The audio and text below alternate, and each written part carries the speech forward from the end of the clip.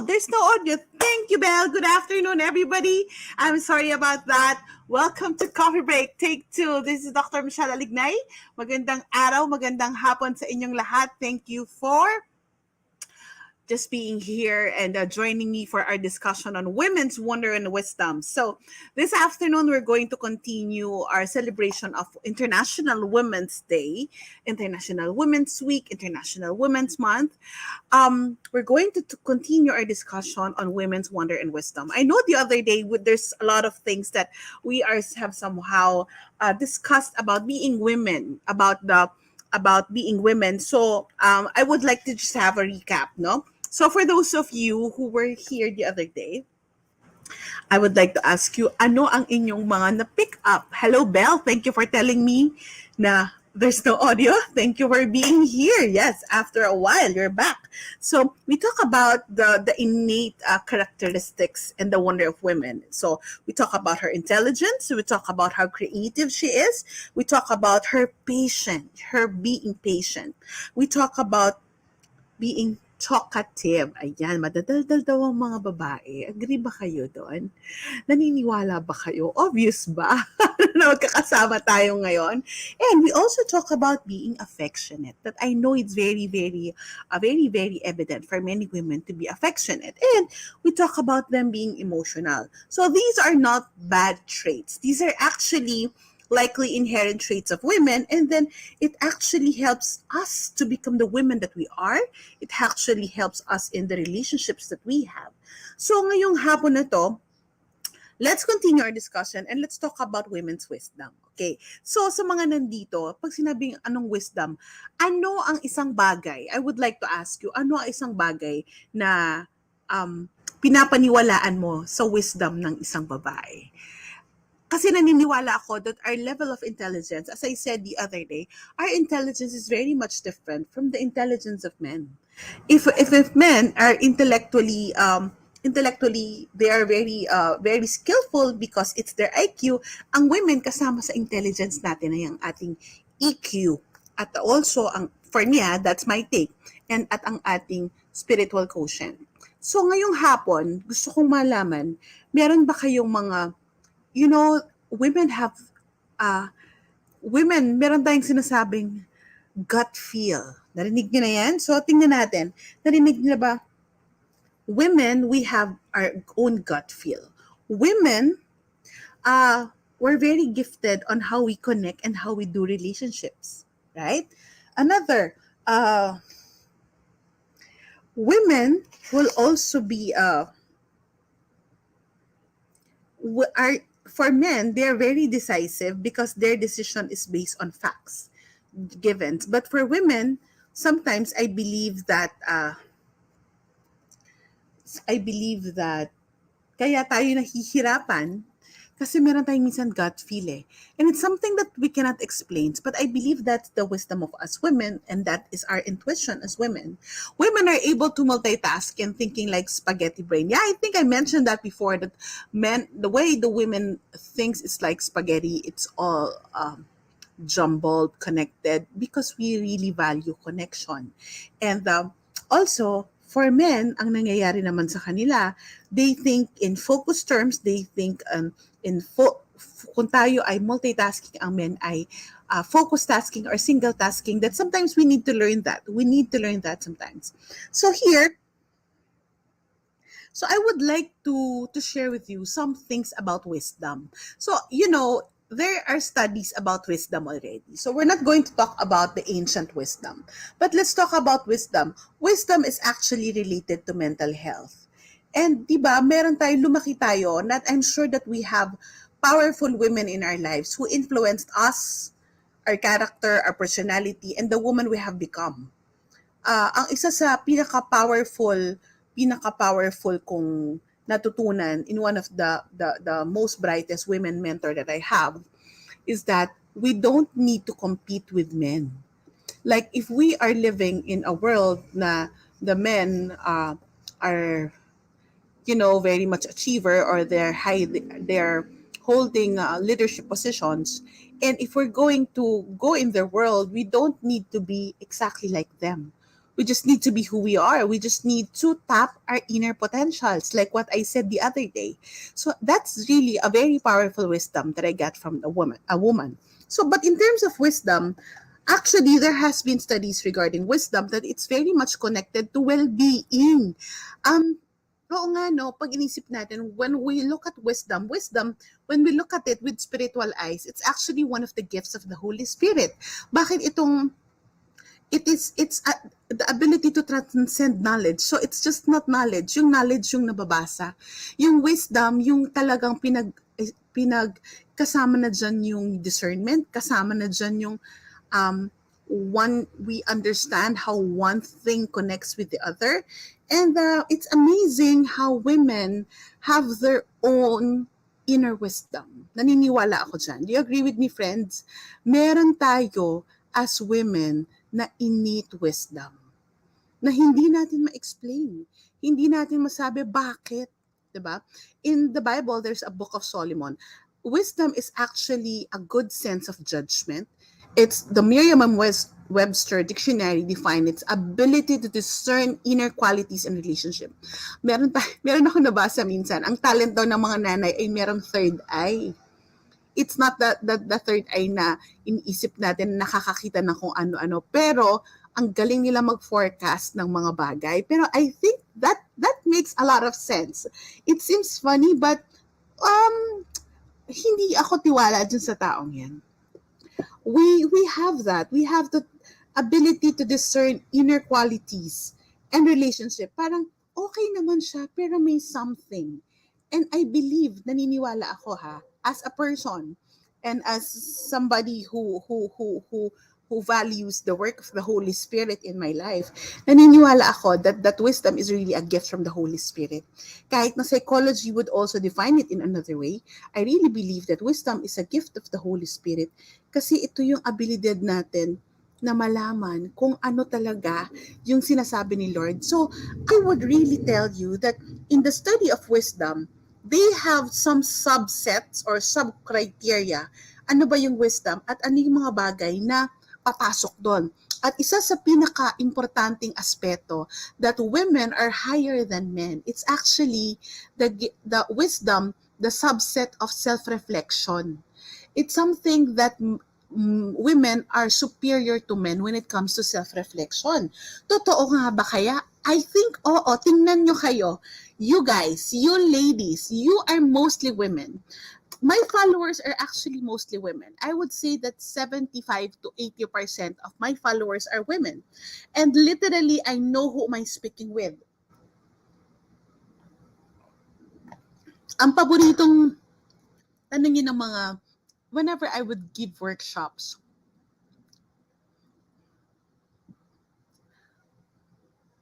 no, maraming wives na magsasabi sa akin, Doc, pwede po bang may ganito para sa asawa? Sasabihin ko, alam nyo, kahit na anong gagawin nyo, pipilitin nyo yung asawa nyo, isasako nyo papunta rito. Kasi it's not them who really wants it and longs for it the way we do, but it's actually us who wants them to experience something as that. Why? Because women most of us are really self-reflective. And I will take it from what you're asking, Belle. Paano ma-differentiate yung judgment? Let's say yung na-mention mo po na okay naman pero may something. I don't know also. Literally, that's the mystery of wisdom. Kaya if I believe if it's judgment, it's actually based on facts. Di ba? Ngayon, madalas may fact check. So, ito, I think ito to. So, kung judgment mo yan, may nararamdaman ka, meron kang pinaguhugutan kung bakit. So, meron ka bang nakitang isang bagay na questionable sa'yo? May inconsistencies ka ba na naramdaman? Kaya mo sinabi yan. Kaya dito, papasok ng matindi, ng mataas yung ating self-reflection and prayer life. Because I believe wisdom is nothing if we just treat it as a knowledge or a personal insight, but if we connect it with how we would like to make the Lord work for us. Just for example, there's a decision that I need to do the last 2 or 3 days. And then sabi ko, Lord, sabi ko parang may iba. Sabi ko may iba. Sabi ko hindi talaga ako happy with that. And I really prayed for it. And then today, nagkaklaro. Nagkaroon ng clarity yung decision ko. Yes, thank you. And for me, that is parang sa loobin ko may glitch. But we don't just act. How would we use that? That self-reflection would actually ask that wisdom, yung sinasabi natin, paano mo malalaman na may something or kahit either sa person or sa decision. Kaya that's an invitation for self-reflection. Diba? Meron akong kasabihan, when in doubt, don't. Pati sa shopping. Pag in doubt ka, huwag kang magdidesisyon kasi that doubt is actually possibly the Holy Spirit working in you. So why don't you just sit down, reflect, and let the Holy Spirit tell you and lead you to what you need. Kaya ang pinakamaganda doon, friends, when we are in the middle of a decision, a dilemma, yan yung dyan natin, Lord, bigyan mo ako ng maraming wisdom, pakita mo sa akin yung gusto mong makita ko. Or sometimes those doubts, sometimes that uneasiness, it's actually, we don't need to automatically explain it. We don't need to automatically, alam ko yan, hindi kasi minsan it's unexplainable. But that inner wisdom is actually that self-reflection, being self-reflective, being able to sit down and really ask ourselves exactly that. Paano ma-differentiate yung simple judgment to wisdom? Simple judgment is based on facts. Everybody can have that. And everybody can actually might say the same thing based on observation. Pero yung wisdom, iba-iba tayo ng wisdom, friends. Iba-ibang anggulo ang pinagdadaanan, ang pinagtitingnan at iba-ibang anggulo ng pinapakita. Do you agree with what I'm saying? Am I making sense, friends? So here, at one of the things that is very high on women is self-reflection. Another is insight. Diba? So sinong mas ma-explain? Di ba babae? Sino ang like what I'm doing now, sino ang you're watching Coffee Break and you're learning, and that exactly developing insight in you. Who among you likes to journal? Di ba tayo mga girls ang mahilig sa stationery, sa letter writing? Tayo yung merong ganyang pattern which is very helpful. It's actually helpful when we were younger, but it can actually be helpful as we grow older. I'm not saying men are not self-reflective. I'm not saying men does not have insight. But what I'm saying is that we are more inclined to be higher than them. Mas madalas natin ma-access. And do you know what? All these things, wisdom can actually help us to have better well-being. Kasi, the thing is, I believe, kaya binigay sa atin to ni Lord, kasi we're so multitaskers, we want to do everything all at once. But then again, it works to our disadvantage sometimes. So I think, kaya tayo binigyan ng self-reflection, it's actually the Lord's way of telling us na umupo ka muna. Magpahinga ka lang sandali, pag-isipan mong mabuti itong gagawin mo. That's why actually men are higher in decisiveness. Kaya di ba meron sila sabi na parang yung mga babae, papalit-palit ng decision or paiba-iba ng decision, probably simply because men are quick to decide, but it does not mean that we cannot decide. Am I making sense? So going to that, it's easy for us to develop more well-being if we use wisdom. So here we can actually use our wisdom, our inner wisdom as women, to develop empathy. Yung bang minsan parang, I'm in doubt about this and I would like to feel what the other person is feeling. So we can actually be more empathic. We can actually get to know somebody simply because that it will also develop our empathy. Feeling, di ba mas madalas tayong maramdaman yung nararamdaman ng iba. Not because we are emotionally attuned, but also because we have higher empathy. Another one, it and can actually help us to develop compassion. Kasi, di ba, being self-reflective and being able to sit down can actually help us to feel the suffering of others. So when we have empathy, it can also develop our compassion. Parang nakakaawa siya, anong gagawin ko? Kahit sa sarili natin, pwede natin sabihin na parang lugi na ako dito, parang alanganin na ako dito, parang kailangan ko ng asikasuhin yung sarili ko. That is wisdom, friends. And another, also, wisdom is an invitation for us to practice better decision making. So, kung tayo ay ang tagal natin magdesisyon, can always go back to the big why we're making the decision, and also use that wisdom to know if we're doubting or if you know it's a go. If all flags are up, it's a go. If there's glitches, it's pause. It's wait. Let's use our self-reflection and insight while making the decision. So, having said that, I hope that we can access our wisdom to be able to help us to better well-being. Friends, yung self-reflection alone at saka yung insight alone, that are very good. Those are very good tools for us to be better, to be healthier.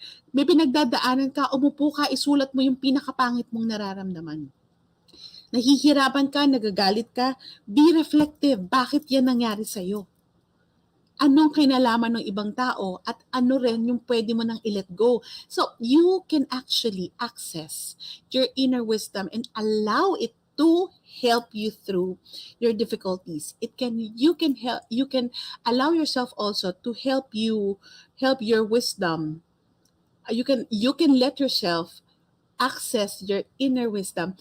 Ang alam nyo, madalas akong tanungin, so sa tingin mo, ano? I don't answer that unless I really need to. But if you tell me, tama ba yon? Ang tatanungin ko sa inyo, sa tingin mo, tama ba? Kasi naniniwala ako may kanya-kanya tayong inner wisdom and I cannot force things on you. So if you would consider, really, there's no one size fits all. Kahit na I'm giving you guides, I'm giving you hacks, I'm giving you tips and tools, it's still up to you to use your inner wisdom or how you're going to marry what is happening outside to what is happening inside, to apply what I'm telling you and you're hearing to what is actually your reality. That's wisdom. That's developing self-reflection and insight. Ganda, no? And I believe that us women can actually do that. And I would like to share this some points for you to reflect about. We need to maximize our strengths, women. Naniniwala ako dyan. Yesterday, I had an interview about, the strengths of women in Happy Night. I don't know if you're familiar with that. That's in DZMM. Tinanong ako ng host, si Tita May. Sabi niya, so Doc, kung yan yung strength, ano naman yung weakness? Sabi ko, I don't want to focus on women's weakness because I would rather us focusing on our strength because what we focus on grows. What we focus on grows. So you have to make sure that we make the most out of what we need to do. So for example, look for what is it that we can do best. So in self-reflection, insight. So, tinan mo, Bea. Hi, Bea. Bea is my student. How to let go when anger is still angering. I don't have concrete steps for you. But I would just like to tell you, anger can be lingering. Anger can linger, but it's a decision to let go. It's actually a decision. Nararamdaman mong galit ka, but each time that it will creep, you have to start letting go. And paano mo malalaman? Gamitin mo yung wisdom mo kasi meron ganyan. Are you getting me, dear? So, how to let go when anger is still lingering? Hindi yan connected dito, but I believe that you have your inner wisdom. You're very bright, my love. So you can actually use that. That decision to let go. Kahit nagalit ako, I will start letting go. I would not let it get over me. And that's how we use our wisdom. So, another thing. I would like us to understand that what are the strengths for us to actually be able to use our wisdom. One is that we can use it in terms of a relationship. So you're asking about anger. Relationships is what we do best. Relationship is how we can reach out best. So use your wisdom in terms of discerning which is right and wrong in your relationship, and also when to let go and when to pursue at ipaglaban ng isang relasyon, di ba? So we can use it then. Another, wisdom can be used in decision. And we don't only depend on men or other people to make decisions for us. We can actually make decisions. We need to tell ourselves decisions can come from me. Even though that I don't do it in the pace that men do, I can still make concrete healthy and wise decision. Based on women, it may not be the same way as men do, but will have the same results or the best results. Another, do not underestimate the power of a praying woman. 'Di ba? Um, the power of a praying woman is so powerful. It's actually you look at Saint Monica, the mother of Saint Augustine.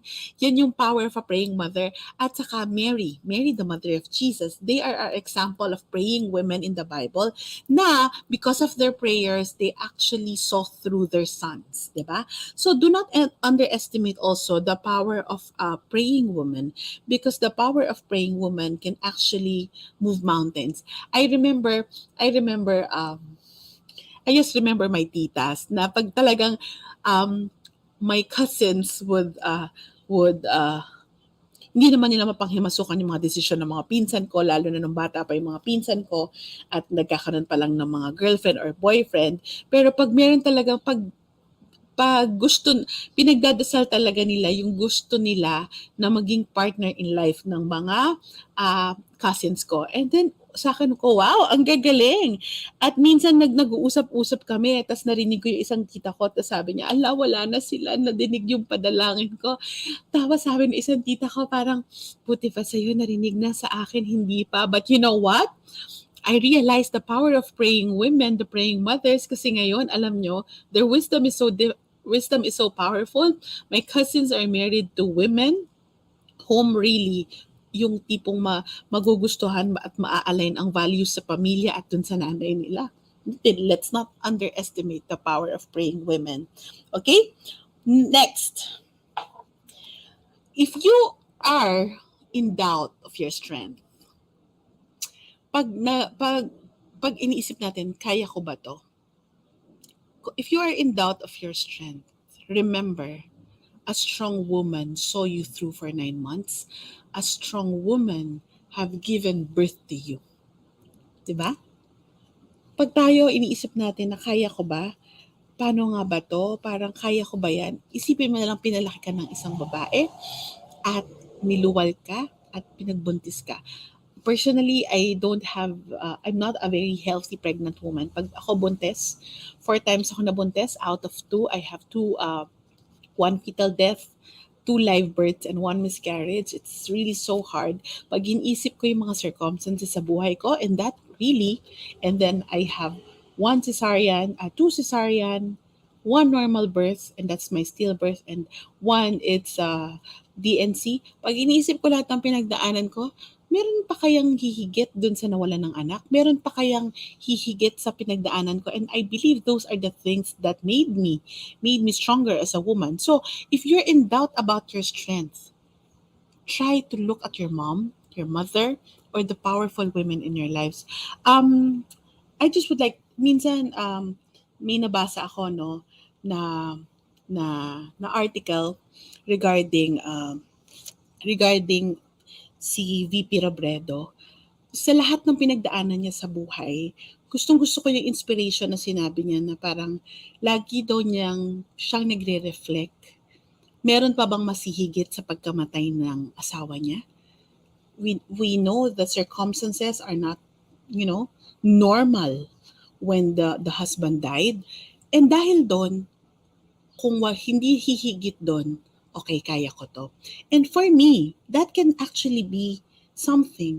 So if we are doubting, thank you, Vim, for saying that I'm such a strong woman, but I would like your inner wisdom and your wonder will actually point you to your own strength. So look at the circumstances, your lowest moment of your lives. Na akala mo parang, wow, ito na ba? Ito na ba yung katapusan? May hihigit pa ba dito? Kung wala nang hihigit dyan, and then that's your benchmark of how you're going to rise up or how you're going to do life and how kaya ko to. Yan. When you're in doubt of the wisdom is actually within you and the wisdom is actually there inside you in your circumstances. And last point, we do not need to compete with men. We don't need to complete men, and we complement it with how we do it. I do not agree with competing men kasi kayo mga lalaki, I do not like those sexist comments na kasi mga lalaki ganito, kasi blah blah blah blah blah blah. I don't like it. But what I believe is that we complement. Meron silang strength na hindi nagagamit at meron naman sila tayong strength na meron silang strength na wala sa atin at meron tayong strength na wala sa kanila. Men are usually in the bigger details and women are in the micro details, di ba? Women are the focus tasker or the single tasker. Women are the multitaskers. Women the men are activity oriented, women are relationship oriented, and that it's not competing with each other. So we cannot expect men to do the way things that we do. We cannot expect them to treat us the way we would like to treat them because it's actually different. And you can say that kaya marami tayong source of frustration because of that. So either than being frustrated, well, let's look at the wisdom that we have as individuals. Let's look at the wisdom, the innate wisdom that we have as women in terms of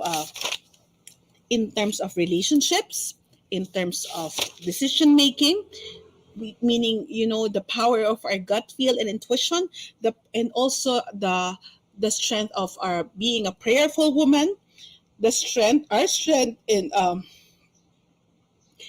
strength based on the circumstances in our lives, and knowing that we live to complement each other with men. We live side by side. And don't forget, always, you can access your wonder and your wisdom by taking time to do two important things: to self-reflect and to develop more insight. At dahil nandito kayo sa coffee break, yan ang assignment nyo.